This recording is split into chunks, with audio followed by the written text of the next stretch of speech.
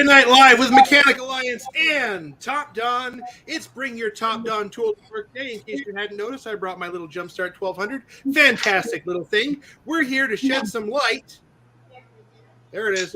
On the entire TOPDON product line. So that way, you guys know exactly what they have to offer. And believe me, as soon as I get this light to turn off, it's strobing now. And there we go.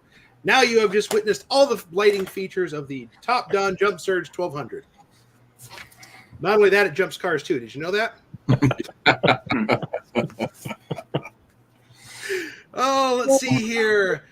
Matt Heilman gets the coveted top comment spot. Thank you, Matt. Thank you for being awesome. We've already got 10 He was looking forward to this. He's been talking about it. He's ready to be here. I know. This is a new record. I mean, the stream is 1 minute and 4 seconds. We already got 10 viewers on. Guys, welcome. Thank you for being here. That just shows you're interested in what's going on. And believe me, I am too, because frankly, when it comes to this stuff, I know Aaron is the resident expert of the Mechanic Alliance team. But frankly, we've got Haakan Light and Chad. Let me get the point down the right way. Kitty corner there. We've got Chad. Chad Schnitz is the Vice President of TOPDON USA. Did I get that right? Yes, sir. Fantastic. I'll let you guys give a brief intro on yourselves, and we will get into business. Haakan, you're first, man. You're the one in the sure. Make me go first. Yeah, that's right. So, delegation. If you don't know who I am, obviously, if you're on social media, on Facebook, and you're in a lot of the groups, you probably know who I am already. But I'm the training manager for TOPDON. My career has consisted of mostly the automotive field. I've been a technician. I've run a shop. I've been a service manager. I've done parts management. I've done pretty much all of the jobs other than ownership. I've also done mobile diagnostics, which I continue to do on the side as time allows. So that's my background in the field. Now I am working for TOPDON on a full-time basis doing the training and development. So I help with developing new tools, fixing issues with existing tools, designing and delivering training, not only of a sales nature like what we're going to do tonight, but also of a technical nature. So I have 2 classes submitted for Vision next year that I hope to teach there that are of a technical nature, not a sales nature, although Chad probably wishes they were sales. So, I'm looking forward to that. I just did a training in Miami at Mario Rojas's event, which is coordinated with, I believe, the Florida Auto Care Association as well. There was, probably 75 or 100 people there, so it was a pretty big deal. Really exciting and a lot of fun. Taught a class on German car diagnostics and really warm reception. And I helped Rich Falco, who teaches with CTI, helped him with a ADAS class, and he actually demonstrated the TOPDON ADAS product during the class, which I had no idea he was doing. So that was pretty cool. And, tonight we're just going to go through the total product line, give you an overview of all the stuff that TOPDON manufactures and offers, and then, where it fits into the automotive world as far as what you would want it for or what you would need it for. So, Chad, if you want to tell them about yourself a little bit too. He's on mute. Uh-oh. You broke it, Chad. Darn it. Hey, sometimes the intro works, sometimes it doesn't. My lips just move naturally. So I'm Chad Schnitz. I'm the Vice President of TOPDON USA. I came over from a competitor about a year ago and decided I wanted to make better tools. So I've been working with TOPDON to develop new, unique things for the industry. My background is automotive technician. I've done everything from changing oil to running the shop to selling parts to fixing cars, high performance, and outside sales, and now running a business. So I know where you're coming from, and we want to develop tools that are not only useful but also affordable to the industry as well. So we want to be very aggressive in that. And the presentation that TOPDON is going to do today is all about the tools. It's all about giving you guys options in the marketplace. I am going to turn my camera off because my internet is absolutely horrible, and I will be manning the chats. So if you have any questions, feel free to throw them in the chats, and I will help you out through that process. Fantastic. We will dig right into this. Haakan, you can go ahead and do the thing where it says the screen share, and we will pop that thing up. And guys, playing along in internet land, go ahead, post your questions up as we go. Chad will be there in the chat bleachers. He'll be making sure that all your questions get answered. Anything that we want to bring up, by all means, we can bring up. And frankly, Haakan, you had me, you had my feelers up. I was interested in, training of a technical nature. Can you spill any beans on it? Hey, Eric. Oh, as far as the one I did in there's Florida? more than just guys on here. That is true. As Catherine pointed out, they're not all guys. Welcome, humanoids. Better? I'm trying to get it to pull up the document. Now the slides are not cooperating. I thought it was going to let me share it the way it has with most of the streaming apps, and it's not doing it the same way. So let's see here. StreamYard's a little funny. We had to be different and use the one that does it this way. No worries. It shouldn't take more than a second here. Bobby identifies as a meat popsicle. Just so we know, we're clear. Humanoids, guys. Whatever. We identify Bobby as a lot more. Leave it to Bobby. All right, we'll try this. Ooh, Zach's already got a good one. We'll throw up there while Haakan plays with the screen share. What differentiates TOPDON from ThinkCar? And where does launch play into this? Oh, I'll answer that one. I'll jump in while Hawkins pushing buttons. Cool. So when we talk about diagnostic scan tools in the aftermarket nowadays, the coverage is almost identical, whether it be an Autel, a Launch, a ThinkCar. These competitors are all pretty much offering the same functionality. We're going to have some holes that they're going to fill in. They're going to have some holes that we fill in. But here's what it all comes down to. When it comes down to scan tools, it comes down to, if my tool breaks, who's going to take care of me? And the service that we can offer, whether it be repairing a tool or just straight up replacing a tool, that's where the TOPDON brand shines. With our distribution, our commitment is, if your tool fails, your professional Phoenix tool, if your professional Phoenix tool fails in the first year for any reason, I don't want to fix your tool. I'm going to send you a brand new one. You send me yours, I'll send you mine, and we're going to get you a brand new tool. That way, you're not down for 4 to 8 weeks like some of our other people in the market that I'm not going to name. So the service really is where it comes down to. The value that we can build into a tool is ridiculous. You will see through this presentation that Haakan is putting together, all of our professional tools come with 2 years of updates and 2 years of warranty. Whenever you renew that update, you also renew the warranty. So as long as you're under update contract, you're also under warranty. But there are multiple tools in this lineup that not only come with 2 years of updates, maybe more, but also we can add heavy duty to a tool that already has automotive. So now you can do automotive and heavy duty in one tool. So here's what it all comes down to. It comes down to value, because we can provide a lot of value in our tools, and it comes down to service. When it comes down to functionality, ThinkCar, Launch, Autel, TOPDON, everybody's competing in this same world. So functionality, we're going to be very competitive. We set ourselves apart with service. Chad, that's one of the things that really drew me to TOPDON when I first started hearing about them, was the value built in, because we've all, hopefully we haven't all, but if you've bought a tool truck brand scan tool, you've spent too much money on it. And it sucks. But, from a technician standpoint, if you're a technician that has to provide your own scan tools, you want to get as much for your money as you can. And I have a pretty nice up-to-date Snap-on scan tool that I don't really use because I've had a TOPDON for a long time now. And that's what got us there, was the value. But the other thing that the tool trucks managed to do for so long was to provide that level of service. Not every truck, but that's the icing on the cake for us, is that if we can get our tools taken care of, because I've heard some horror stories about some competitors in the market about 6 weeks, 8 weeks, no emails, no calls, no texts. Or longer. True. And then you finally get your tool back, or they finally call you back and they say, oh, we can't fix your tool, you have to replace. I've heard too many of these horror stories about some of the competitors in the market that make a good tool, but a good tool is only as good as the service you buy. And anybody who's ever bought a quality tool understands that. Run into some big problems when you get poor service or a lack of attentiveness.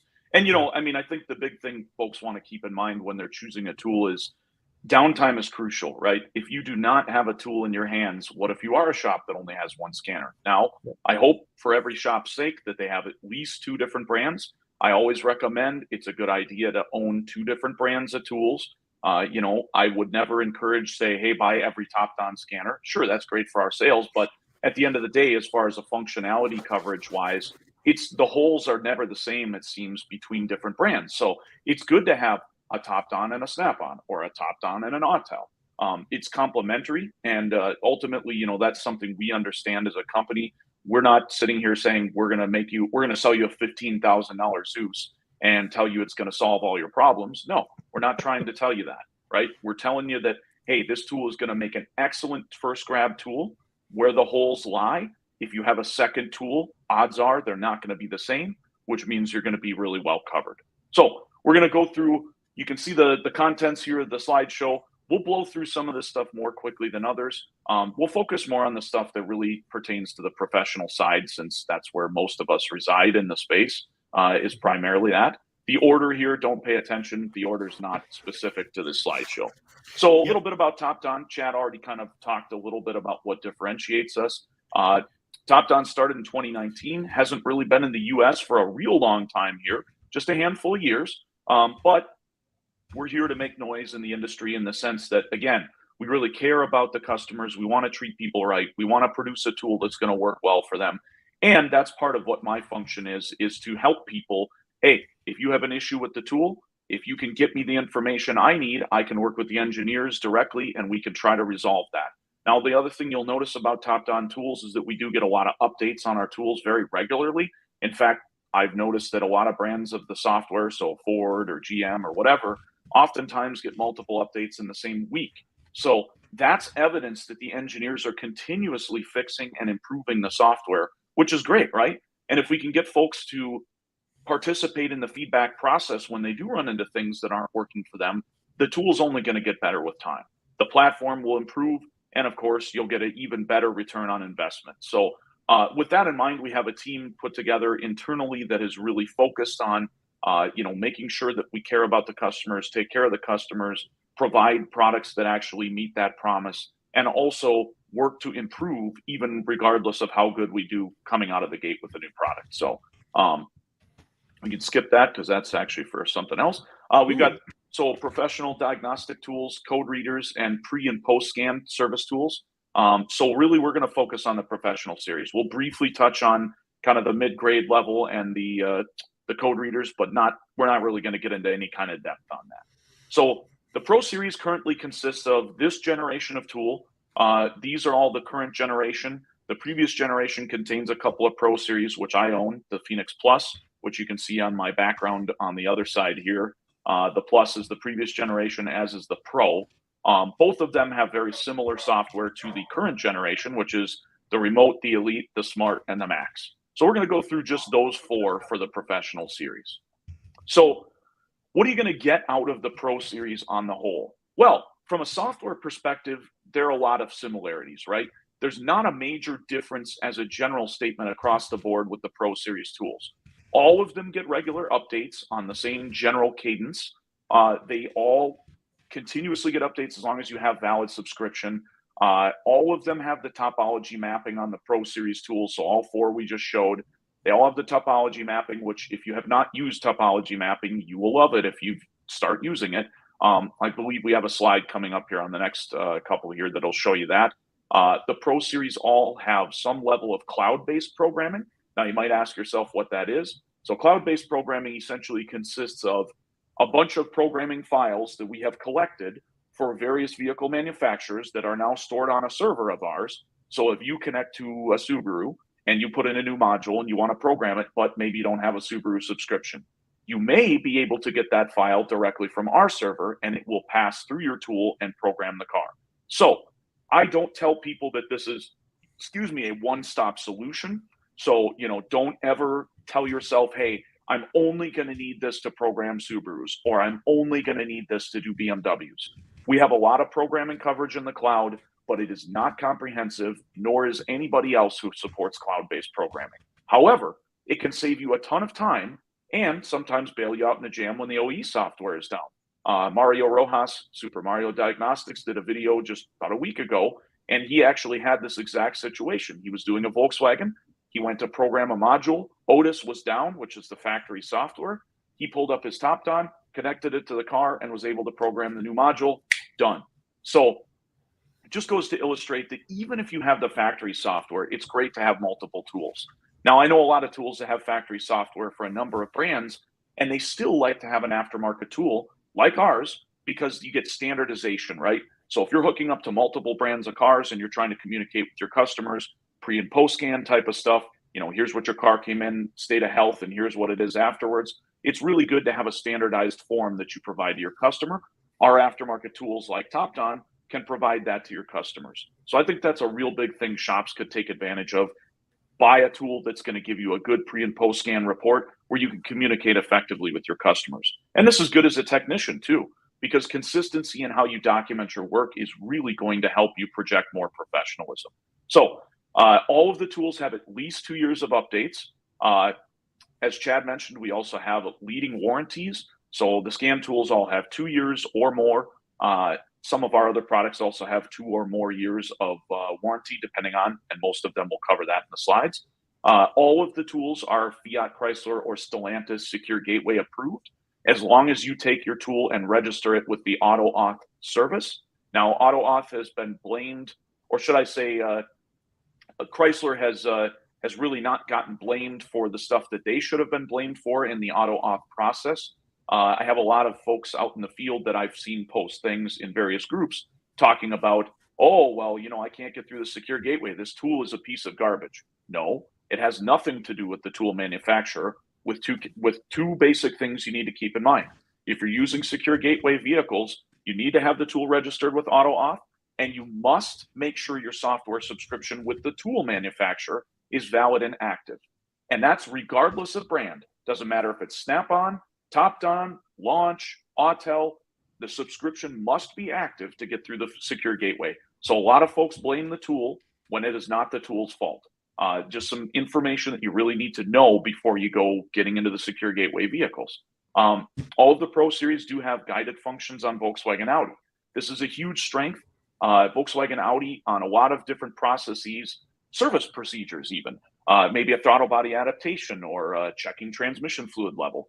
You need to be able to know how to walk through the process, and the scan tool will actually hold your hand through this. Many other scan tools out there in the market, including the one that I used to use all the time, the Rostec VCDS, do not hold your hand through these processes. And it is a huge pain in the butt when you're working on these vehicles, and the tool doesn't tell you what the next step in the process is. So it's really nice to have that. And again, that's part of all the Pro Series tools.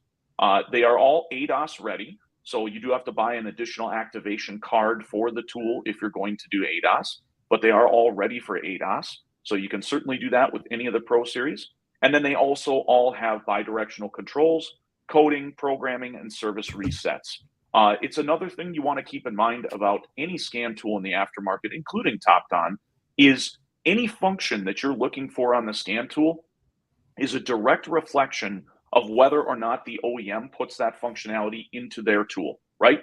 So if the OEM doesn't build a specific test or function into their tool, the aftermarket's not going to have it. Why? Because all aftermarket tools are reverse engineered from the OEM tool. I do a roundtable chat with technicians that we do twice a month, and we had a discussion about a Porsche where there was no test for a secondary air system. The technician wanted to test, I believe, just the overall system functionality, and there was no way to do any bidirectional controller activation of any kind with an aftermarket tool. He tried 3 different aftermarket tools. Then he pulled out the factory tool. It wasn't on the factory tool either. So now we understand it's not the aftermarket tool that's failing here. It's Porsche.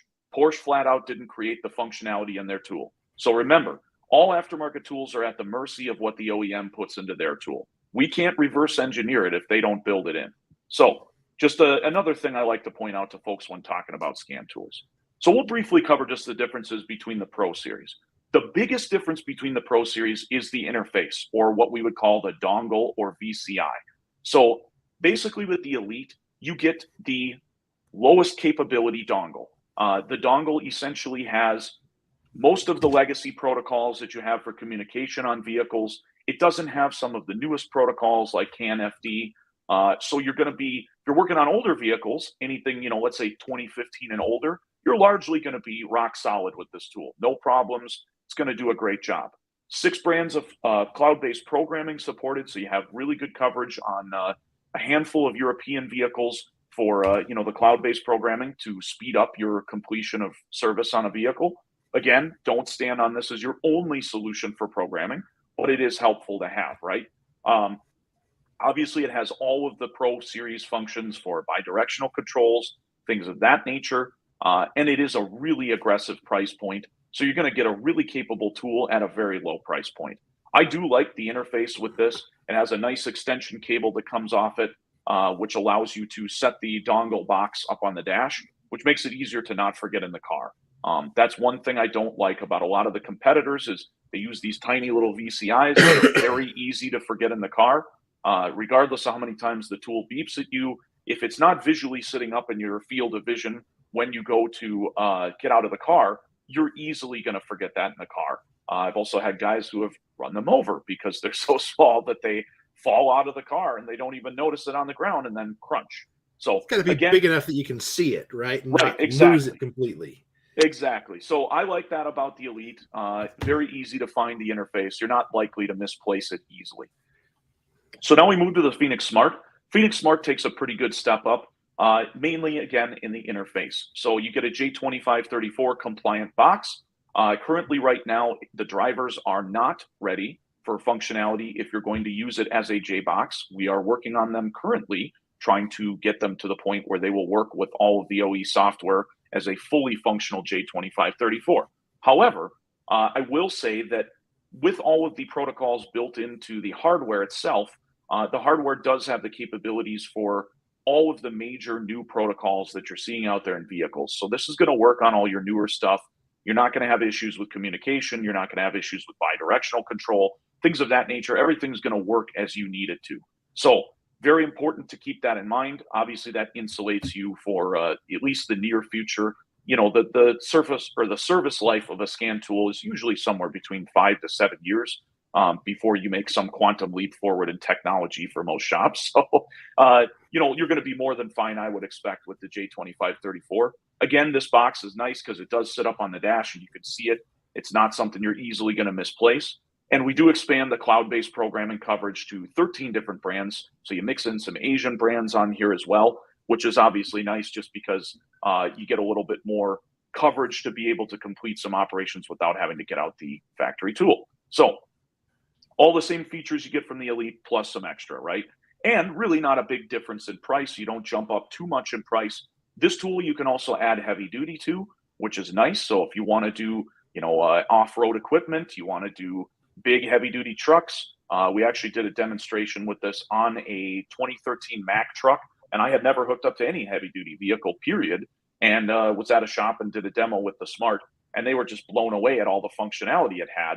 And they were like, wow, this is really way less expensive than a lot of other options. And they're just like blown away at how many things it can do and also be able to do all the automotive. And it was a shop that actually does both automotive and heavy duty stuff and machinery. So then we move up to the Phoenix Remote. This is really a specialized solution. Now, not to take anything away from the aspect that it is still a fully functional scan tool. It has everything the Smart has, but there's some additional features built into the remote that are unique. Now, you might ask, what is that, right? Well, the remote adds basically a remote support programming network. So in the cases where you try the cloud-based programming and maybe you can't program the module, okay, now I need to do it and I don't want to go buy a factory subscription, or maybe I don't own a JBox, or maybe my programming laptop is down or the drivers are out of date and it's going to take me 3 hours to clean this up or more, which is not uncommon if you're not doing programming every day. So the remote allows you to place a remote service request order and pay a fee to a provider, and then they will remote into your tool and provide the programming service remotely. So really a huge advantage. It expands the capabilities of shops dynamically. You also don't have to pay a extremely high subscription fee, which some of the competitors are charging to be able to have access to that functionality. We charge a very small fee of $50 a month to have access to that remote programming network. And then, of course, you pay per programming event, just like every other service out there. So we have vetted and added all of the top professionals to our network. We are actually picking people who have vehicle security professional credentials. So people who have been heavily vetted already and have, high levels of insurance, guys who are doing this literally on a daily basis and have been for years. They are the true experts doing this programming for us. There are other providers out there who on other tools that are not heavily vetted, that do not have these credentials verified. It's just some guy with a J-box sitting in his, in his office or his basement or whatever doing programming. And there's a lot of risk to that because you're not dealing with a genuine expert. So big advantage to dealing with TOPDON as opposed to the competitors is you're going to get true professionals working with you on the vehicles. This tool also does not have a dongle, which is a little different. It has a physical cable that goes directly to the DLC on the vehicle, which actually allows the tool to charge while it's connected to the vehicle. I think this is kind of nice. There's actually a lot of guys who are, maybe they call themselves old school. I don't really think so because I see a huge benefit in it too, and I don't consider myself old school.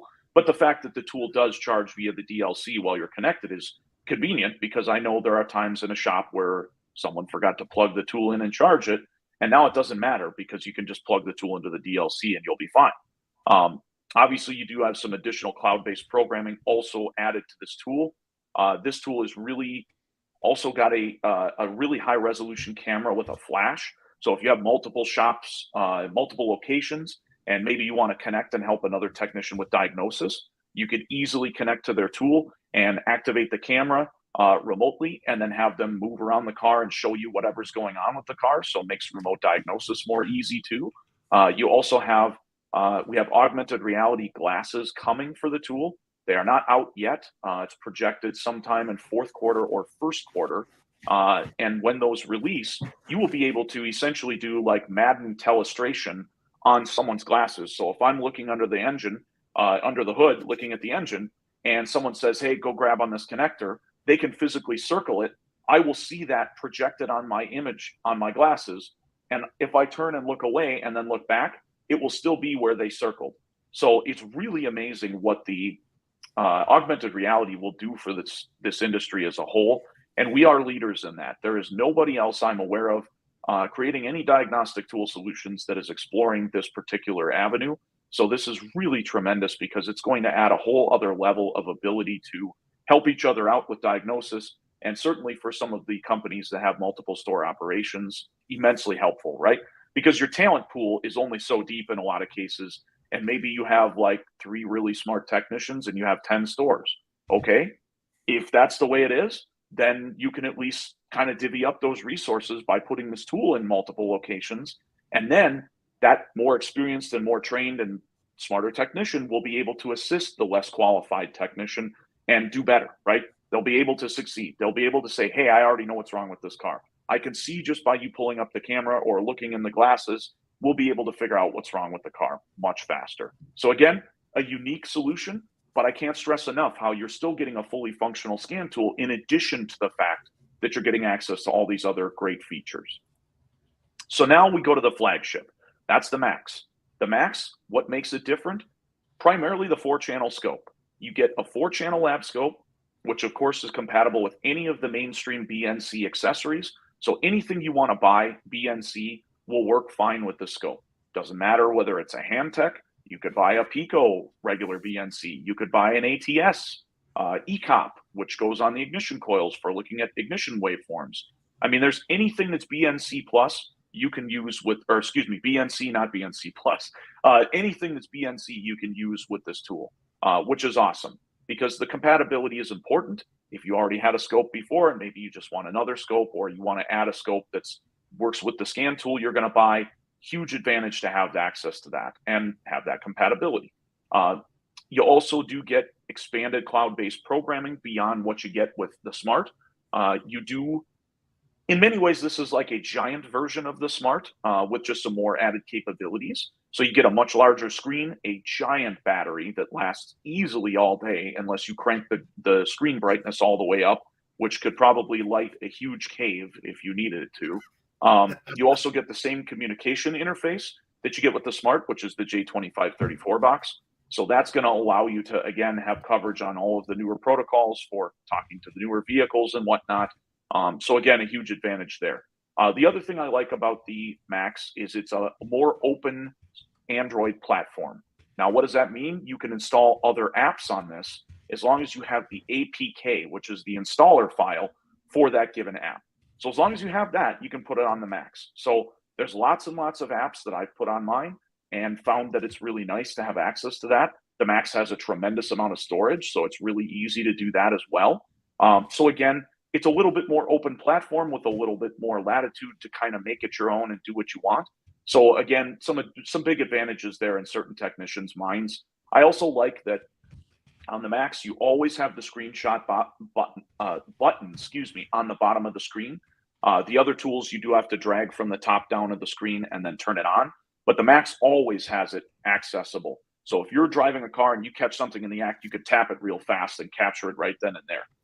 That's kind of a nice advantage because you don't have to remember to turn it on or off. Some guys probably leave it on all the time. But again, just a little bit better in terms of being able to document and capture things. You can use the screenshot when you're on the scope. You can screen record when you're on the scope.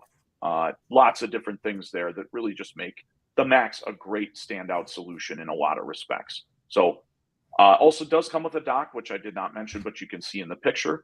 And of course, that's nice because it does give all of your shop and your technicians a visual reminder of this is where it lives, and that's where it goes at the end of the day. And if it's not there, who's got it, right? So I've always liked docks. I think that's kind of a nice thing to have.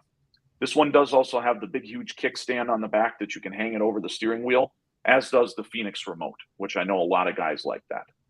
So this is just something I wanted to demonstrate here. One of the advantages of the Pro Series tools is a pre-scan, right? You get a standardized format pre-scan regardless of which vehicle brand you're connected to. This is a huge part of what it's going to take to move the industry forward, in my opinion, is documentation and proving what it is that we're actually providing as far as services go. This is something the field has struggled with immensely for a long time. Communication as a whole is really the linchpin of why we are suffering in this field. If you communicate more professionally, you document your findings, you document what you're actually testing, and you document the state of health of the vehicle before and after your work on the vehicle, you can convey the value of your professional services in a much more dynamic fashion. That's not only true as a technician, but also as a shop owner. So I think our tools do an excellent job of enabling you to do exactly this. So with that in mind, I do plan to have some trainings talking more about ways that you could take advantage of the tools in that respect going forward. So keep your eyes peeled for that. Anyhow, again, you can see great standardization there. Now we're looking at the topology. Again, if you have not experienced topology, holy moly, you are missing out. I really like it because it gives you a visual, all at once kind of a picture of here's what's going on with the car, right? We can get a total picture of health on the vehicle, one shot just like that. Now, the only thing I like to remind people of when you're looking at topology is a couple things, right? If the module turns green, it's communicating, there's no faults. If the module turns red and shows a little circle with a number, it has faults. If it turns gray, it means one of two things. A, it's not connected to the vehicle currently, which should be you should have communication faults in other modules, or it's not equipped with it. Just one thing to keep in mind. I know there have been folks before when they're doing a diagnosis where they don't look for those communication faults, they glaze over it real fast, and then they go, oh, well, I didn't notice that all those modules were missing. Take your time, slow down. Some people do miss that on these tools, and it is important to remember that there are limitations of that particular displaying of data, right? Any scan tool, regardless of how it displays data, it's at the mercy of the state of health of the vehicle. If a module is not connected, and for whatever stupid reason, the car doesn't throw a fault saying, hey, I can't talk to that module over there, well, you could get burned. So just be careful. Remember to check, see what the vehicle's build sheet looks like, find out what it's supposed to have on it for equipment, and make sure you're checking for communication faults in every module on the vehicle. Now, you run a health report like we did here, there's really not any excuses, right? you should have all of the faults related to communication right there in the health report. But just one thing I like to remind people of. So again, just kind of highlighting on the health reports again, really a big key to keeping your shop looking like you're documenting your work and proving your value. This isn't the kind of thing that an auto parts store gives to customers. They pull out a dongle, they walk out there and they scan the codes out of the ECM and chuck a part at the car, right? That's not what we're here to do. That's not what we want our tools to be used for. We want you to diagnose the vehicle professionally, and we want you to document what you do and show this to your customers. Demonstrate that you're providing real value. So with that in mind, I think data stream's another tool you can use to demonstrate value. If you can show a customer what is good and what is bad, they're not going to understand what this means per se. But if you can show them, circle it on your computer, you can use Snagit, you can use any of the screen capture programs, snipping tool. Windows has snipping tool. You can illustrate and annotate all of these images right on your computer so you can demonstrate to your customer, hey, this is where the car is normal. Here's where the car is not normal. Easy enough to demonstrate. And again, very simple to capture. So I love the graphing feature of the tools. I think our graphing is absolutely faster than specifically Autel, because that's one of the complaints I always had as an Autel user before, was that the graphing speed was just terrible. One other thing I would always point out to anybody, regardless of tool brand, if you're looking for faster graphing and it's an engine-related issue, OBD2 mode. OBD2 mode is absolutely faster than the manufacturer-specific process data stream. So it also does standardize the data into one format that's universal. So I always find value in doing that, and that's just a tip I like to give anybody who's working on cars. So again, we just wanted to look at some of the examples here.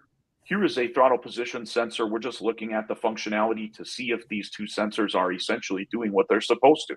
In this particular case, this was a vehicle with no issues, just a demonstration of, is the graphing worth a crap? Is it fast enough? And the answer is yes, it is. Now, with any tool, the more PIDs that you add to the graph, the slower the graphing speed becomes. So keep that in mind. If you want to look at something specific, keep it to a couple of items. Otherwise, you will slow down the graphing. Now here, I was just proving, hey, look how many things I can graph, right? So I've got an astronomical number of PIDs pulled up here. So we can graph quite a few at once. Obviously, visually, we shrink the size of the graphs quite a bit on the screen, and that does degrade the refresh rate or sampling speed of the tool for each of these PIDs. However, there are a lot of times when you can still catch glitches even like this. So again, can't highlight enough just how valuable the graphing is. And again, another tool that you can use to demonstrate your testing and what you're actually doing to earn your customers money. So the 4-channel scope, this is something I like to point out to people because I feel, as do many of the top experts in this field, that a 4-channel scope is absolutely mandatory if you are going to be diagnosing some of the modern vehicles. Some of the systems are fundamentally not possible to diagnose without this. And I would also argue that there are a lot of cases where you are not factually proving what is wrong with a car unless you are using a scope. So this is an example I like to point out. This is a brake pedal position switch. Very simple and straightforward. It has two position poles, if you will, which are the two traces we see on the lab scope here. These two traces are supposed to operate opposing. So they should look like reflections of each other, if you will. So in this particular picture on the scope, we see that they're working normal, right? Let's see what a not normal one looks like. Whoops, sorry, I didn't put that in here. I guess I thought I put the slide in. Anyhow, I had an image with a not normal one where the thing is going all over the place and you're getting all sorts of noise. And of course, the switch was the problem, right? But there's no way to confirm that and prove that the switch is the problem without a scope. Why? Because this is a digital signal. A digital signal cannot be evaluated with a DVOM, a digital voltage and ohm meter. It is not possible unless you have a graphing digital voltage and ohm meter, and then you better hope it's a fast one, because some of these signals are very fast. So there's no way to make an evaluation of this signal and make a factual-based call of whether or not the switch is the problem unless you are using a scope. So if you put a switch in a vehicle and this isn't how you're proving it, and this is how the switch operates, you are guessing. You're not proving it. And that's where we run into issues in our field with credibility, with professionalism, all of that stuff. If you have a capture like this of a good vehicle and a bad vehicle, and you can prove it, or even if you just have a bad capture and you can articulate to the customer, here's where it's normal, here's where it's not normal, what does that do for you? That proves that you are a scientist. You're like a doctor. You're not just a parts thrower, right? And that is the crucial distinction that people want to see in this industry if we're going to prove our value as a whole. So the scope is really a huge tool for doing exactly that. So this is another example of a vehicle you fundamentally could not have proven what was wrong with it without a scope. This was a camshaft position sensor that was faulting. Over on the left side of the capture, the camshaft position sensor is switching high and low like it's supposed to. And on the right, it gets stuck high. Never pulls down, never pulls down, never pulls down. Now on this vehicle, it literally only did it when it was under heavy acceleration. There's no way you're proving that with a digital voltage and ohm meter. There's no way you're proving that with any other test methods besides a scope. You are guessing if you are calling anything else other than a scope capture your evidence for why that sensor needs to be replaced. So again, cannot stress enough just how valuable and crucial it is that every shop has a 4-channel scope and that they learn how to use it. So this is something else that's kind of a cool feature of the Phoenix Max. It does do split screen. So you can have service information up on one side of the screen, and you can do live data, or you could do the scope on the other screen. Because of some of the limitations of Android, you cannot always get the scope to run continuously while doing the live data stream. Sometimes you have to tap back and forth to get them to run. That is an Android limitation, not a TOPDON limitation. But I will say that this is a valuable tool to have access to with the split screen, and the Max has a huge screen, which of course is crucial to being able to use split screen effectively, right? So just some cool examples here where you can actually do that. So now just a little bit of a brief conversation about why we need remote programming. We have a huge amount of vehicles with more and more modules every day, right? There's more modules in cars than there's ever been before. So as we replace modules, they do need to be programmed on the vast majority of vehicles. The cost of subscriptions to OEM software getting more expensive. Many of the manufacturers are adding specific fees for individual programming events like GM, Chrysler. A lot of them are switching over to this formula, so they're really kind of trying to bleed every dollar out of the shop they can. The other thing that you want to keep in mind is when you are trying to do in-house programming is you have to segregate or separate all of the different software for many of these different OEMs. They don't play nice on the same hard drive. So you have to have multiple partitions in a hard drive to separate them out in order to do programming. If you don't, you will lose functionality of your OEM software when you go to do programming on a given vehicle brand. This creates a monumental number of headaches for shops trying to manage and maintain either multiple individual laptops or multiple partitions, to say nothing of the fact that OEM software frequently gets updated. There are updates that change based on whether or not Windows has been updated. There are concerns based on driver changes in Windows. There's all of these complexities to keeping a programming laptop working smoothly. So if you consider how much time a shop wastes trying to keep that stuff up, and then you look at, okay, I could hook up a Phoenix remote, pay a quick fee, mark it up to the customer, boom, I make an appointment. The remote technician logs in, does the programming. The other technician, your technician at the shop, could be doing something else productive while that car is being programmed, and just walk back over to the car and cycle the key whenever they get told to do so by the remote provider. And boom, you just made your efficiency go up, right? You just made the productivity of the shop go up. You also wasted zero time monkeying around with a programming laptop or verifying that your subscription hasn't expired with the OEM, or paying an additional fee, or, oh crap, they remodeled the whole system since the last time I did it. Now I have to relearn the entire thing. How much time are you going to waste doing that?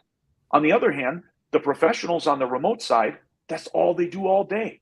So they know exactly what's going on. They use the software every day. Their laptop's already updated. All the driver stuff's already sorted out. Why? Because that's their livelihood. They have to keep it updated. They have to keep it ready to go at a moment's notice. So again, can't stress enough how valuable the Phoenix remote is to a shop and what it can do for them to allow them to save time and resources To say nothing of the fact that now the vehicle doesn't have to leave the bay and go elsewhere, right? So just a couple examples of doing some remote programming sessions. You'll notice the blue cable. The blue cable is Ethernet. This tool should be connected to Ethernet at all times if you are going to do a remote programming session. Hardline connection, no Wi-Fi. Is it capable of Wi-Fi? Yes. Should you ever use Wi-Fi for programming? No, absolutely not. So this is just a little sample of what you could see, what the customer sees after they place their order. You'll get a little ticker showing, hey, your order's been filed and you're going to have it responded to in less than an hour, which is awesome. Here we've got just another example of what you're going to see after the service has been completed. So the shop will send, or the service provider will send you a message that'll say, hey, look, I completed the service. You get to review them and say, hey, I had a great experience, or I've got some concerns. So we're not doing hands-on with this, unfortunately. Sorry, that would have been great, right? So now we're going to talk about ADAS.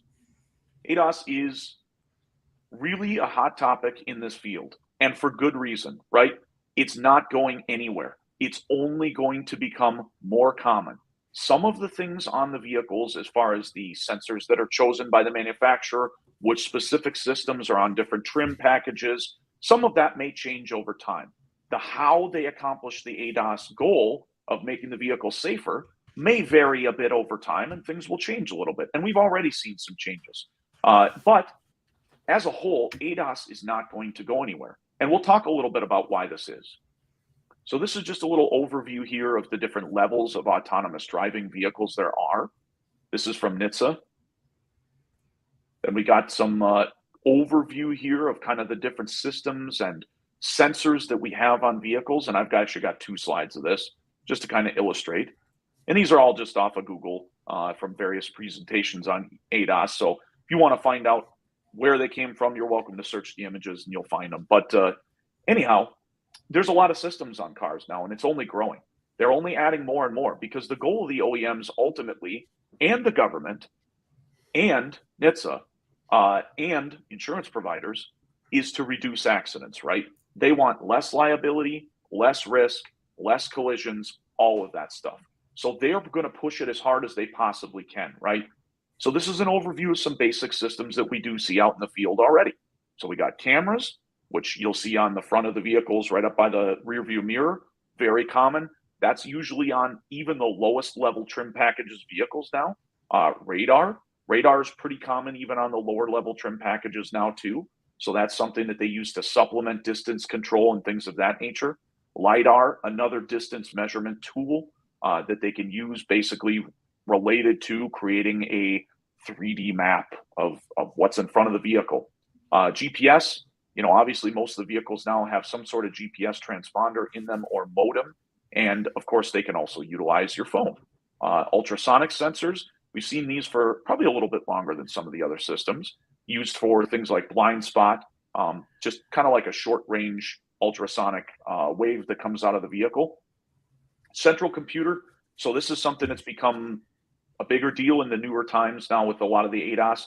They need a brain, if you will, that's kind of tying all these systems together and then disseminating information and sending messages out on the bus to all of the other control systems, right? Because in all these ADAS systems, the goal is to have these data collection devices, sensors, cameras, radar, etc., are feeding information into the car. And then there's algorithms that are saying, okay, turn the steering wheel this way, actuate the brakes, etc. They're now having to intervene and modify the car's behavior. And in order to do that, you need some kind of a computer in charge, right? So of course we have that now growing on a lot of these vehicles as well. They're also investigating ways to enhance the vehicle's ability to perceive the presence of objects and pedestrians. One of the ways that they've discussed is using a radio signal or shortwave signal of some form or another to send communication pulses out of phones on every person out there. All of the newer phones, they're planning to build this technology. And so then, if I'm crossing the road, odds are I have my phone on me. The car is going to look for a human through its normal calculations using cameras, radar, etc. And then it's also going to send out a communication pulse. And if a phone responds back and it knows that that is triangulated in its path, then it goes, that's definitely a human. I'm going to hammer the brakes because we don't kill humans. On the other hand, if it's trying to make a decision and it thinks it might be an animal or a human, and it sends out a pulse and there's no registration of, oh, there's no pulse there, there's no two-way communication happening, it may just hit the object. It may.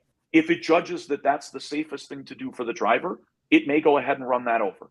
So again, they're always looking for new ways to change ADAS and improve. We're not going to look at the basic function videos because we don't really have that kind of time today. But again, rest assured, the goal here in the field is really to get to the fully autonomous level, which is level 5, right? So a couple more slides on this. SAE has some pretty much same kind of perception of this. Now, the funny thing about ADAS right now is we don't have standardization in the field, right? All of the various vehicle manufacturers use different stuff.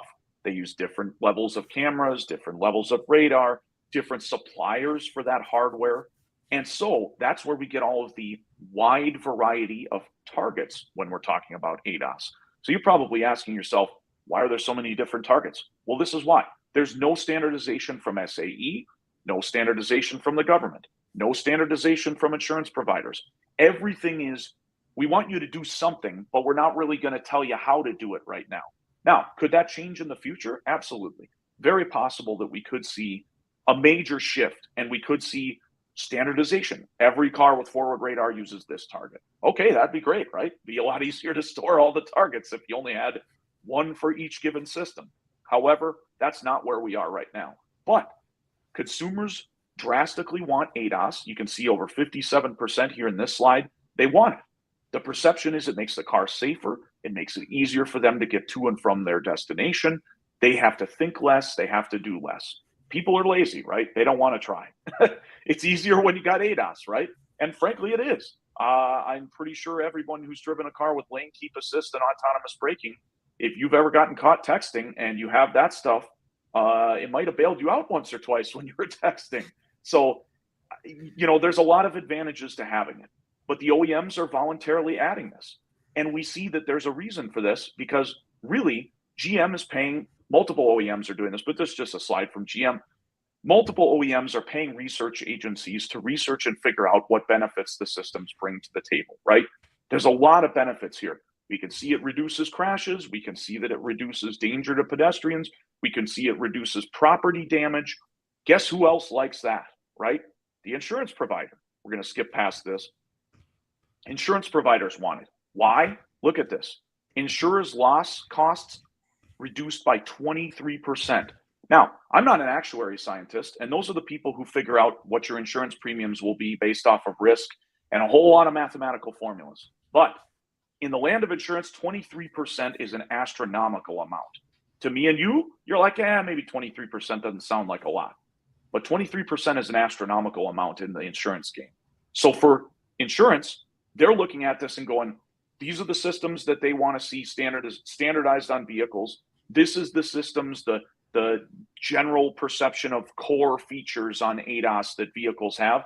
And it's funny because if you go to the OEM websites for all the car manufacturers, the majority of them that are in ADAS list these exact same systems as systems that are either optional or standard on their vehicles. So you can see when you look at the OEMs and how they're marketing and what they show, you see what this insurance research from this company, LexisNexis, shows. And if you go and look at the government statement policies, you can see everybody wants this. The consumers are consenting, but there's three major parties that are all saying, I want it, I want it, I want it. So now that we've established the case for, yes, ADAS is coming, it's not going anywhere, there is absolutely no dispute on that fact. You can argue all you want, it's not going anywhere. The only thing it's going to do if you deny it and you refuse it and you back away from it is it's going to set you back from the ability to learn it sooner and profit from it sooner. And that is why more and more shops are actually embracing ADAS, because it's a tremendous revenue stream. Now, the biggest thing you want to think about with ADAS is there are some space constraints depending on which system you're going to use or which system you're going to calibrate. Some systems only require roughly a 15-foot swath or cone in front of the vehicle out to the sides and forward of the vehicle. Other systems require as much as 30 or 40 feet in any direction around the vehicle. We're talking about all-around view cameras. So it's crucial that you look at your footprint of your shop, or if you really want to get into ADAS, you got to start considering maybe I can go get some warehouse space in a nearby area. Or maybe you have a tenant in the area who doesn't use their space during the day and they have a large warehouse. Maybe you can do some kind of a, I'll do a favor for you, you do a favor for me, right? There's options on the table, but it's very important to remember it's not going anywhere. And the level of profit you can realize from the ADOS as a whole is tremendous. So TOPDON produces the Phoenix Mobile. The Phoenix Mobile ADOS setup is a very, very nice modular solution. You can buy basically the frame itself, which you see here in the picture, and you can buy any of the targets you want either individually or in 3 different tiered packages. Each of the packages adds different things. You can build your own package on our website. You can also look up the coverage of a given target on our website and do reverse target lookup. So if you already have bought a target, you can see all the other vehicles that you'll be able to do with that target. Obviously, this is really important because you want to get return on investment. When you make a substantial investment in something like an ADOS set of equipment, you want to make sure that you can get your money back as soon as possible. Now, if we're talking about ADOS equipment and ADOS return on investment, one thing you can think about that's really kind of a big thing is what is it that you're going to do to get the business, right? Are you going to go out and talk to the body shops? The body shops in many situations are going to prefer to sublet it to you because then they can mark up the sublet and make the money. They don't have to learn this. You make more money, they make more money. Because in many situations, if they're a direct repairer for an insurance company, the insurance company basically sets the price for them. They get no negotiation, and they may not make a whole lot of profit on the job. On the other hand, if you're a repair facility, not a body shop, and you do this work, you may be able to profit more because you'll be able to do it for the insurance company. They can mark it up, sell it at a higher price. You make money, they make money. Everybody's happy. You could also go to your local glass shops and drum up some business there. You could go to other shops that have no interest in tooling up for this, or maybe they don't have the space. So you can go build your own market for this particular job. And if you get in earlier than the other shops in your area, you have a better chance of owning the market because you become the first expert in your area. You become the first person that everyone knows does it, and you get the tools and you have the experience before anyone else does. So again, that reflects positively on your shop. So it's a great option. For the packages, I would strongly suggest you go on the website to look through what they have. Primarily what you get out of the different levels is you add different technologies that the kit will support. So the first kit is primarily focused on lane departure or lane keep assist. As you move up, you add things like radar. You also add things like all-around view and some of the other stuff like LiDAR. So again, I would encourage you to go look at the website and kind of browse through the packages. We're not going to dive into the nitty-gritty on them because it would take an entire session to do just that. As you can see, here's just some sheets kind of showing that, hey, look, we do have a number of packages and targets that you can buy individually. Again, all targets are available individually. So if you're a GM Ford Chrysler shop, just buy the Ford GM Chrysler stuff. You don't have to buy everything else. You just buy a frame. You buy whichever Pro Series scan tool you want, get an ADOS activation, and buy all the targets that are just for the vehicles you work on. That's perfectly fine. And frankly, the smartest thing you can do, right? Figure out what your customer base is and buy only what you need. If you're going to try to do everything or you're going to go out and recruit business on multiple brands, buy everything, right? So you got to ask yourself what makes sense. But it's easy to go get that business, especially if there's not a lot of players in the game in your area. So another thing that you get from our tools that's really crucial, this is important whether you are a body shop or you are a glass shop or you are a repair shop like mechanical repair. You need to have documentation that you did the calibration on the vehicle. Our tools provide an ADOS dedicated report that shows if the calibration was successful or if it failed. And you can also do an ADOS pre-scan that will show what the health of the vehicle was prior to the calibration. So again, these are things that you have to do in order to get reimbursed by insurance. So this is just an example of the ADOS calibration report on a couple of vehicles here. So you can see there's clear demonstration when it failed, when it succeeded, what the setup was. Another thing I'd like to point out about the TOPDON system that is extremely important to keep in mind. There are numerous ADOS calibration systems out there now in the market. Many of those systems do not use the factory targets, the factory setup. so where the targets are positioned relative to the vehicle, or the factory procedures. Our tools do. All of our targets are replicas of the OEM targets. All of our distances and everything we use to calibrate the vehicle, we have you set it up exactly like the service information says. Plain and simple. We want you to do it the factory way. We're going to give you the tools to do it. That's all we're providing. You follow the directions. You do it the way the OEM says. You use our tools. Our tools match what the OEM does, right? That's important to remember. There are many ADAS systems that are not doing that. That is a tremendous level of risk for you. If you are not using targets that match the OEM design and arranging them and using them the same way the OEM requires, you could be exposing yourself to additional liability. This is something a lot of people don't talk about and a lot of people aren't aware of, and you need to be aware of that. So again, TOPDON, we make our tools. Again, they match the OEM designs. They're replicas. It's just reverse engineering what the OEM sets forth. Same thing with respect to where we position the targets relative to the vehicle and the process we walk you through. You should always read the manufacturer service information before doing any calibration and follow their directions to a T. Our tools will typically mirror that to a T. If they don't, always default to the OEM service information. So again, just to hit home on the value of ADAS, again, you can make a huge amount of money back. I talked to one gentleman at a show I was at not that long ago. He said their entire shop down the road, they literally bought a warehouse, an alignment machine, and all the ADAS gear. All they do is get all the cars in from everywhere around. They check the alignment. If the alignment's out, they charge an alignment check fee.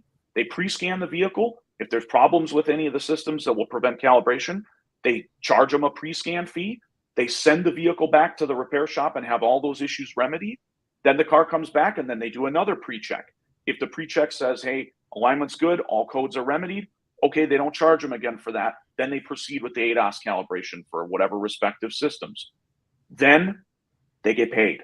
They get a post-scan report for ADAS and they get paid. And they are able to make tons and tons of money because this is all labor dollars. No parts involved whatsoever, unless you're going to actually replace the parts yourself, right? But you can make a ton of revenue on that, huge GP by doing ADAS, right? So again, can't stress enough just how awesome that is if you get into the game early and if you take advantage of the market around you. So a couple of things people don't think about is just when you have to calibrate it. These are just some examples. This isn't comprehensive, but you can see there's a lot of situations that are going to mandate that the systems get recalibrated. iCar has a website that actually tells you what each manufacturer's stance is on when each of these systems require calibration. And each OEM, of course, because nothing's standardized, does vary a little bit. But you want to check that stuff, and it's free on the iCar site right now. It wasn't before, it is now, and it's kind of gone back and forth, but right now it's free. So you can look it up and you can see when it's required. But these are some of the circumstances in when they're going to require calibration. So you can imagine there's going to be a lot of situations that are going to be, oh, you hit a curb, ADAS system's got to be recalibrated, alignment's got to be recalibrated, everything, right? And remember, there's multiple systems on a lot of cars, which means you might be doing 2 or 3 or 4 calibrations on that vehicle, and you could be making an awful lot of profit there in a real short period of time. So just a couple examples of what people might see on their car for what might prompt them to come in for an ADAS calibration unless they had a repair or some other qualifying service we showed on the triggering stuff. These are just the 2 types of calibrations we have right now. Static is basically you're using physical targets for the vehicle and arranging them in a specific configuration. Dynamic is an operation you trigger with the scan tool, and then you drive the vehicle through a specific set of circumstances to allow it to self-calibrate. Some vehicles even employ both of these in tandem together, where you do a dynamic or you do a static, and then you do a dynamic. I believe Subaru is one of them that does that, actually, as a matter of fact. So every manufacturer does it a little different. Dynamic, you want to remember, is subject to environmental conditions. So a lot of the manufacturers will build in a static calibration option in case the dynamic doesn't work. So if you've got snow on the ground or whatever, and you try to do a dynamic and it fails, then maybe you got to come back in the shop and do a static because you can do it in a controlled environment. And that's the key, right? Controlled environment is extremely crucial to static calibrations. Dynamic calibrations, on the other hand, they're saying, okay, you're going to hit the button, you're going to go out and drive, it's going to calibrate the vehicle, assuming you satisfy the criteria. So I've got a slide here that, this slide here will be put into the TOPDON scan tools in the future. It's basically a checklist kind of giving you keys to success on making sure that you successfully calibrate the ADAS systems. So we'll blow through the rest of this real fast here. Just going to go through a couple quick things. So we do have some mid-level diagnostic tools and some entry-level stuff. The mid-level stuff's great for just general service bay. The AD800BT is a really good pre and post scan, basic services, basic service resets, all system scan tool, really low price point. So that's a great tool for your GSs and your C-Techs. Anything else below that is going to have less functionality. So just keep that in mind. The AD800 also does have lifetime updates, which is pretty cool. You don't have to buy a subscription renewal on that. DIY code readers, pretty self-explanatory. Just something quick grab for checking emissions readiness, things like that. Maybe something to give to the service advisor, but other than that, yeah, not really useful outside of the DIY market. Key programming, we do have a couple of distinct solutions for that. We have a DIY focused, basically it's a dongle. They download an app, they get the key cut at the hardware store or whatever, and then they program it themselves to the car. Professional shops don't really see a whole lot of value in this, but it is something a consumer can buy. T-Ninja 1000, if you're looking for domestic and Asian key programming, this is a great solution. You'll be able to program the vast majority of domestic and Asian vehicle keys with the T-Ninja 1000. It's a very simple and straightforward tool to use. The menus are not confusing. It's very easy to walk through and do a key programming on virtually any vehicle. The one warning I give everybody, if you've never gotten into keys, do not erase all keys. If you are not an expert, you do not know what you're doing, this is your first foray into keys, do not erase all keys. I cannot stress that enough. If you don't know what you're doing and you're not an expert, don't press that. Anything but that, you're probably not going to hurt anything too bad if you press any of the other buttons or menus, right? It's just erase all keys that can go really sideways. So you're adding keys to your business. Add a key is very easy. All keys lost is where a lot of vehicles will get vastly more complicated. So if you're a shop or a mobile person or a technician who just wants to do keys on the side, whatever it might be, the key work is very easy to do, again, if you stick to add a key. I have an existing key. It works fine on the car. I want to add a second key. Okay. Other than Ford, you got to have 2 good keys to program, but everything else should be able to add a key with little to no difficulty with the T-Ninja 1000. So very accessible for getting into keys for the first time. We do also have the T-Ninja box. This is where you get your European coverage. It also does have some Asian coverage as well.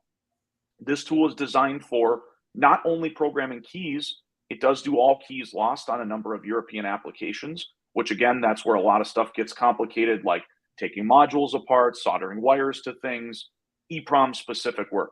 So you'll notice it's similar to the Autel XP400 because it does a lot of the same stuff that does. So you can do EEPROM work, you can versionize modules, you can clone modules, you can do things of that nature. That's advanced user stuff. So if you're not planning to get into that, you probably won't care about that side of the tool. But again, for Asian and Asian and European keys, this helps a lot. This tool can be used with any of the professional series tools for that functionality. Basically, you connect it with the vehicle communication interface, and this will allow you to access key programming and EEPROM functions through your scan tool, which you would otherwise not be able to do without it. So again, great add-on for any of the professional series tools. Strongly recommend if you're doing European stuff, go to some training classes. This is not simple stuff when we get into all keys lost with European cars. You need to take training if you're going to try to get into that. The tool does walk you through a lot of it, but you're going to have a lot of questions, and the answers to those questions are not simple. So key-wise, just add a key, pretty straightforward. All keys lost, whole different story. This is just an example of doing some EEPROM or module-specific work right here. This is not board level, but we're connecting to the ECM here with this little adapter cable, if you will. One thing I like to point out is that all of the diagnostic tools do have the live data PIDs for key work. So if you are doing keys, depending on what the OEM provides for live data, as far as whether a key is authorized, whether a key is functioning correctly, all of that kind of stuff. If the OEM provides that in live data, our scan tools will as well. So this can be helpful if you're doing key work and you're trying to verify if the key actually is a good key or not, or if you might have another issue with the vehicle you're not aware of. So again, diagnostic tools are actually very important to have if you are doing key work. So just a couple more examples there showing the status of a key. So we're not going to watch that video today. So now we'll just hit on a couple other product lines. These are pretty brief. One that I do like to talk about specifically is power supplies. Now you might ask, what's a power supply versus a battery charger, right? Power supply, big difference is steady voltage, variable current. Normal battery chargers, steady current, variable voltage. Now, why does this matter? If you are doing any programming on a vehicle whatsoever, it is absolutely crucial that the voltage be held at a steady level while you're doing that programming event. The Tornado T90000 is the tool you need if you're going to do module programming. That doesn't matter whether you're doing programming yourself with factory software on your own shop's premises, or you're using a Phoenix remote and you're having someone else do it remotely. You still need a T90000 because you need that voltage on the vehicle to stay steady throughout the whole programming event. So you can actually set the voltage yourself on the tool. It also does all the functions a normal battery charger would do. It'll do boosting. So if you want to jumpstart the vehicle in the bay, it does have to be plugged into the wall. There's no batteries inside it or anything, but it does a boost function as well. So hugely versatile, actually really lightweight, has really nice flexible cables. So if you live in a place where it gets real cold out, they don't get real stiff and difficult to bend, which is nice. And then we also do have the T30000, which only puts out 30 amps. So the T90000 does 90 amps. The T30000 only does 30 amps. But the T30000 works great for alignments, ADAS calibrations, key on engine off diagnostics and testing, and also making sure that your customer's battery doesn't go low while you're doing basic services on the vehicle. So that's one thing a lot of folks forget about, is you should be safeguarding the battery health of your customers' vehicles in the bay every time they come in. You should have something like the T30000 in every bay connected to the vehicle so their battery is not going low while it's sitting in your shop. That is important, right? Because you want to give the vehicle back to the customer in the same state it's in or better than it was before it came into your shop. This is just a couple of notes about the tools. Now, this is an example of me I used the T90000 on a vehicle with a completely dead battery. Actually plugged it in. It held the voltage steady. I was able to clear all of the voltage faults. The vehicle had 4 volts in the battery when I hooked it up. It not only charged the battery up, but it held the voltage steady throughout the entire diagnosis process. And I didn't have to ask the shop to put a battery in it before I could proceed forward with my diagnosis. And this was, of course, a mobile job. But again, another advantage a lot of folks never think about with this kind of a tool. So this is a little slide here on the T90000, just kind of outlining what you could see. And the T30000, again, the chief difference between the two is much more amperage availability on the T90000, 90 amps, and 30 amps on the T30000. Also, the 90000 has selectable voltage levels, both 24 and 12 volts. The 30000 has a set voltage. I believe it's about 13.8 volts it goes to when you put it in supply mode, and then it just stays there. So again, this is just kind of here's a quick sheet of why you should buy any of these particular tools, what's important about them. Rehabbing batteries is another one that's nice that you can do with the T30000 or the T90000. So just a couple more examples there. Key on engine off testing, again, can't stress how nice it is to have a steady battery then. You can see the display on the Tornado T90000 there. It's nice, very easy to read. There's the slide of me with the depleted battery on the Volkswagen. There's a programming session we're doing, the remote programming session, and we've got the T90000 hooked up to this Dodge Ram. This is a mobile battery bank we offer, the H200, which is great for keeping things charged. Really nice if you have any small electronics you want to keep charged up. People take them camping. People take them around the shop to keep things charged while they're working on cars. Take it on a test drive, and you don't want to have to plug into the cigarette lighter adapter. My Microsoft Surface, you can see in the picture there, is staying charged that thing eats batteries like nobody's business. So I usually bring my H200 with me virtually everywhere I go as a result of that. So really nice. You could take it on the plane as long as it's in your carry-on bag. They don't care, and it's really nice to have on the plane. It has USB ports for charging. It also has AC ports for charging. So you have a lot of options here. Really a nice tool and a ridiculously low price for what it can do. Then we do have standard battery chargers here. So we'll briefly touch on those. We got the 1200, which is basically a trickle charger, just designed for maintaining over long periods of time at a very low current. Got the 4000, which steps up that amperage a little bit to 4 amps. So a little bit more than a standard trickle charger. Still similar though, designed for the low current demand. And then we've got the 8000, which is designed for a little bit higher demand. Each of them just basically they all have charging capabilities. They can all do desulfation. They have similar, I believe they have the same warranty across the board. Basically what you're getting here is just varying levels of current support.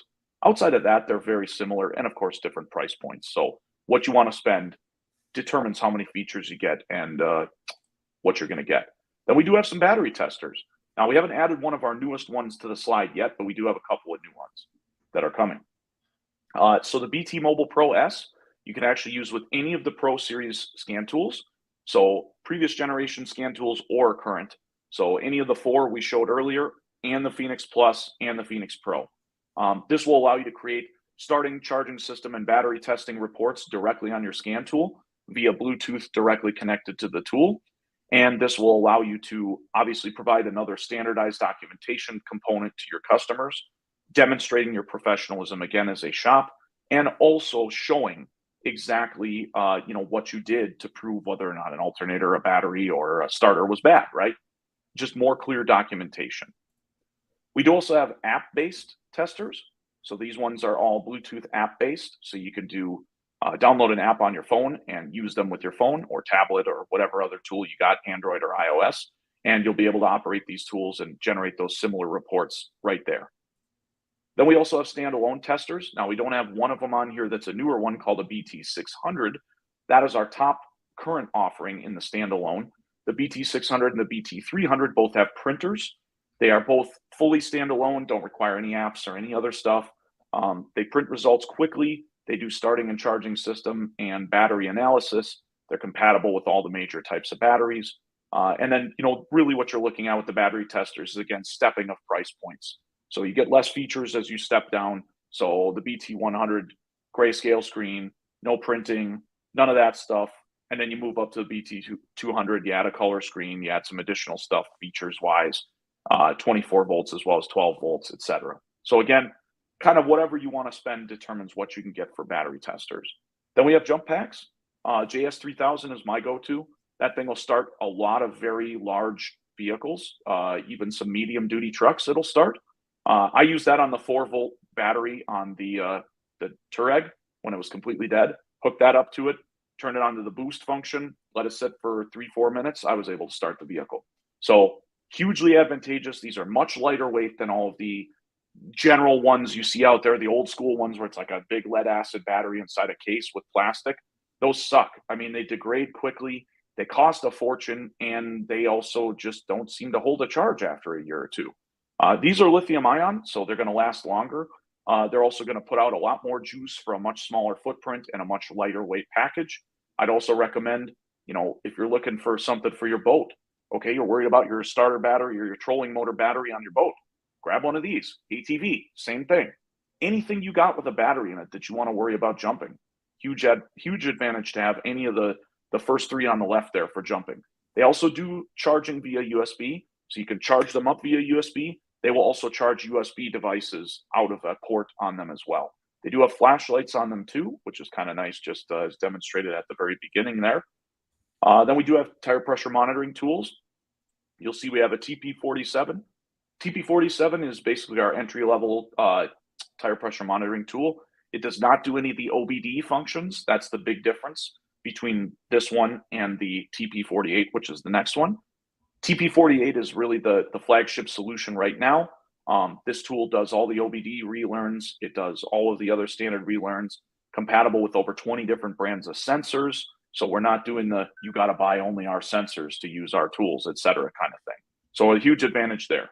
So again, TP48, awesome tool. That's the one I would recommend if you're going for a TPMS tool. And then last, we have our thermal imagers. So thermal imagers, the TC001 is out now. The 002, which is for iPhones, will be out in the very near future. And the 003 will also be out in the very near future. TC001, I did not actually get the slides in here, but we do have a couple of thermal images from that one I meant to add.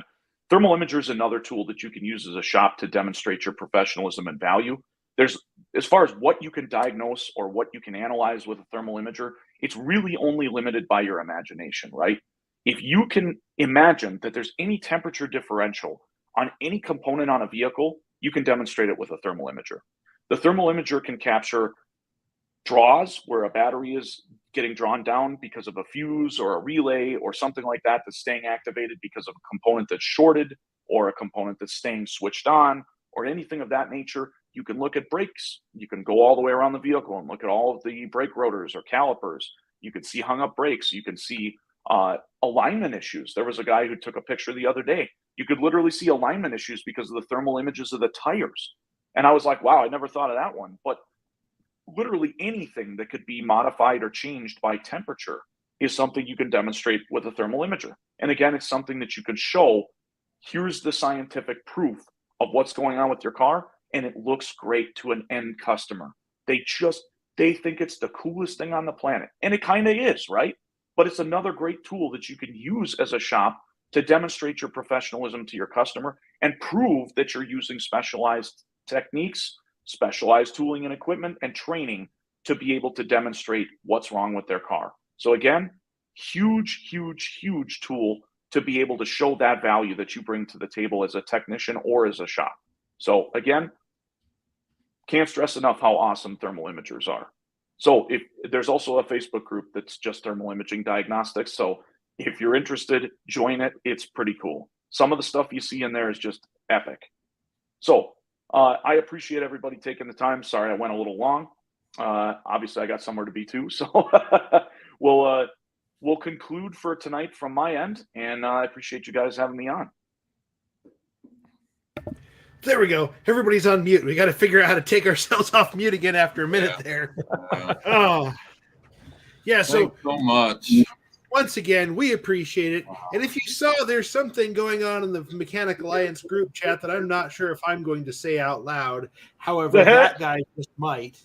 Hey, for those that took the time to be here tonight, talk to Aaron. We're going to get you a little bit off on those tools. These tools don't go on sale very often. That's a great deal. What a great presentation. Yeah. Wow. That was awesome. Haakan. Wow. So it makes me appreciate my little TOPDON Jumpstart 1200 even more. I mean, I have the Max, and I learned some stuff tonight, and I use this tool every day. It's awesome. Yeah, that's some really good stuff. And, Dave and I have been looking at the ADAS, Haakan. We actually talked to a body shop today and some other shops, and you really opened up some stuff where you cemented in where we thought this industry was going. I saw a couple people saying, I don't know if I want to get into it. Guys, I think now's the time to get into it before the butchers come into the industry and destroy costs on it for pricing. I really do. This is a lifetime deal.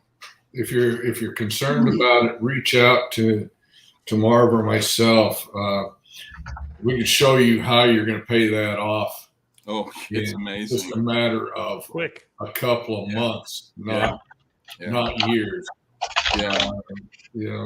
I was quite enlightened today as I went around talking to some of the shops here in town. There's actually nobody except the dealer that does ADAS calibrations in our No, Haakan had to go, but man, we really appreciate that, Chad. What a great guy. What a great company. What a great tool. I mean, oh my gosh, unbelievable. Really appreciate you guys a ton. Yep.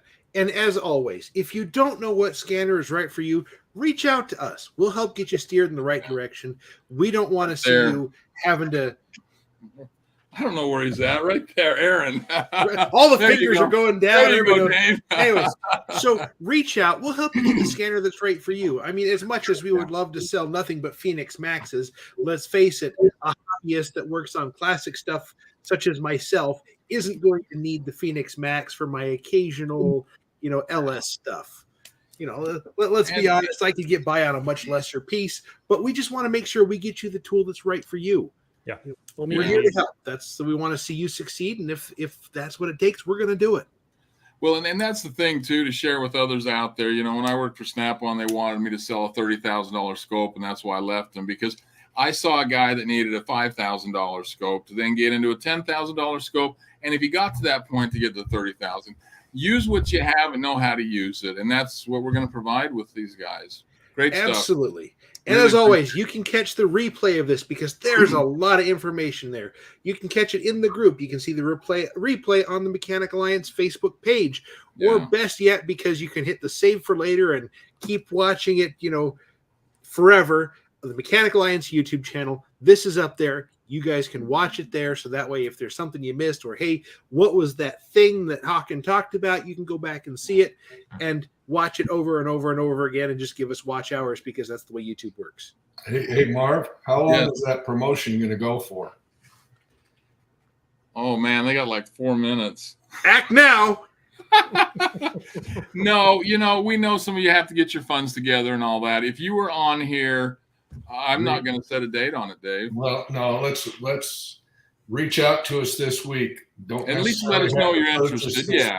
But if it takes them a week to get the funds, we understand that. Well, no, they don't necessarily have to purchase this week, but they need to reach out to us this week. Absolutely, get it reserved. Reach out through Facebook land. Grab a hold of Marv by the shirt, shake him around, and say, Aaron, I want one of those things. Aaron, you're getting to Aaron, not me. You're grabbing or him. email Aaron Marion at mechanicalliance.com. You can email me. You can Facebook message me. I'm always around. Hey, either way, any of us will get you pointed in the right direction. Yeah. So once again, guys, thanks for watching. That was killer. And we're going to catch you next week. I promise it may be as good as this week, because this one's just hard to top. Yeah, it's a really hard one to top. Thanks, Chad. Thanks for all you do. Thanks. Thank you. All right.